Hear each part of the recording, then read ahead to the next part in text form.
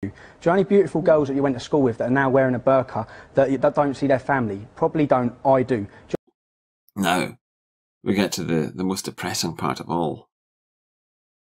There was a huge preponderance of mixed-race couples. Now, more than I've seen in the Netherlands, more than I've seen in Germany, possibly Amsterdam had a higher preponderance. But by God, in Stockholm, it was something awful. I mean, and it's virtually always a white female, a Swedish, ethnic Swedish female with a brown guy. Virtually never the other way around. Do you know any beautiful girls that you went to school with that are now wearing a burqa? And she had, she was gorgeous, and she had piercing blue eyes and very light blonde hair, and it was naturally blonde. She was with this guy, I think he was Arab or something. And you just think, my God. You don't even need any animosity towards the Arab guy. You just think, just on the basis of genetics alone, those genetics are going to be lost. If those two reproduce together, they get married, or if they don't get married.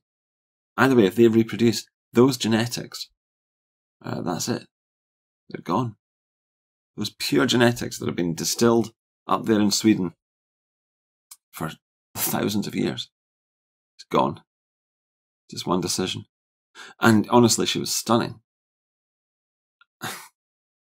And her stunningness relies on her being Nordic, pure Nordic.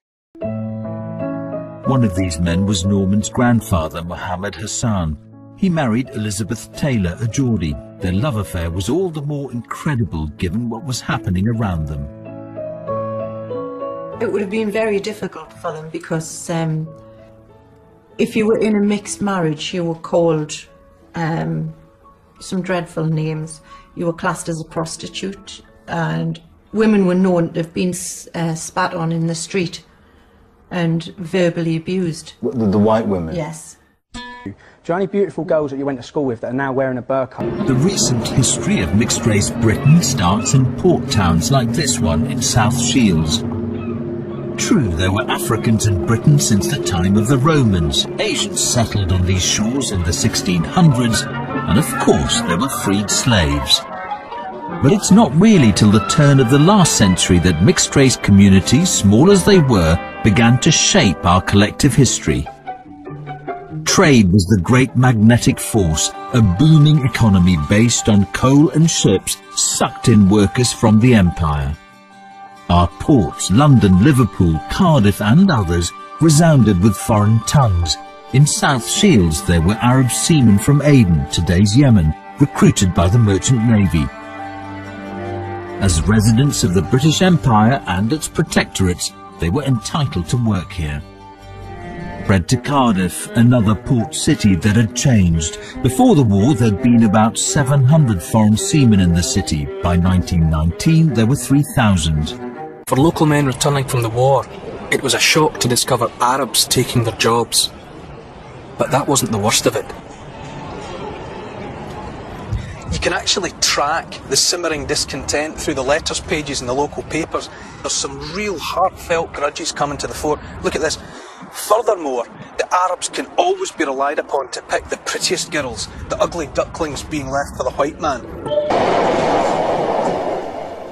I think there was deep resentment, and they felt not simply that these men were taking their women, but they were taking their jobs, although in fact that wasn't true. Actually, after the war there was higher unemployment amongst black men and Chinese men than these white men. So sort of the definers of working class masculinity, which I think, linked to the ability to get a job, the ability to get a woman, that is really being challenged. From the small town of Penydraig in the Rhondda Valley to Cardiff to train as a nurse. I stopped and asked this boy then the way to Queen Street, and he said I was losing my way to the docks. And we started talking. I think we fell in love there and then. The boy she met and asked for directions was Ali Salaman, a young Yemeni working as a chef in his own cafe. We got married when I was 16 and 3 weeks, actually. I had 5 children before I was 21. We had 10 children, 5 boys and 5 girls. Of course, when I got married, there was a great stir at home because the priest from the church even came and told my mother that marrying an Arab, I was marrying a heathen. And, there was quite a stir at home. I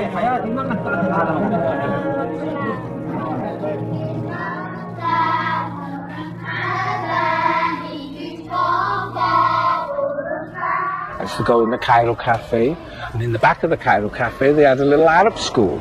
And I used to go to the Arab school, and many of the kids used to go to the Arab school, even though we weren't Arabs or Muslims for that matter.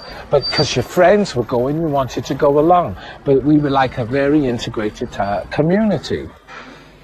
What's that? Ta. Ta. Ta.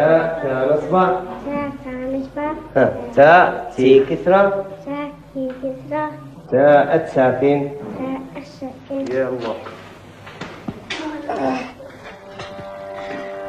Tiger Bay was home to many different races. They all came together, though, to celebrate festivals like Eid, the end of Ramadan. You'd wake up and you might hear a sound. Hallelujah, hallelujah. And you go, oh, it's Arab Christmas.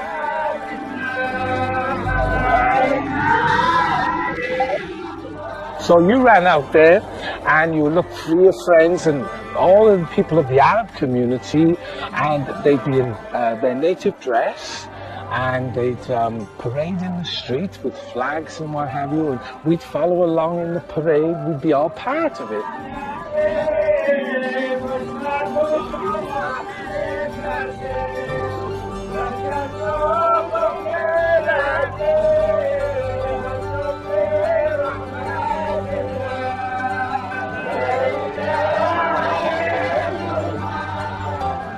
Then when it came to the food, they would offer you the food, or you could run home and actually get a pot, and they'd get curry and rice, and you'd be able to take it home.